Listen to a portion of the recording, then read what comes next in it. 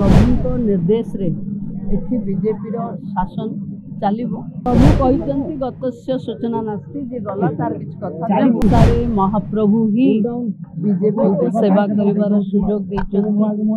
प्रभु का आशीर्वाद भिक्षा करबा को आमे समस्त आसीचु तांको जनता को सेवा रे निज को नियोजित करिवो बोली तांको पाखे आज समर्पण करि जिवो। प्रभु को निर्देश बिना एठी किछ भी हुएनी। प्रभु को निर्देश अच्छी कि बीजेपी एठी शासन भार संभालिबो सेवा करिवो। देशर प्रधानमंत्री मागिकी जाइथिले कहिकी जाइथिले से होचंती प्रभु जगन्नाथंकर परम भक्त। तेणु प्रभु को निर्देश रे एठी बीजेपी शासन चलिबो। आसंता 10 तारीख रे नुआ मंत्रिमंडल हबो।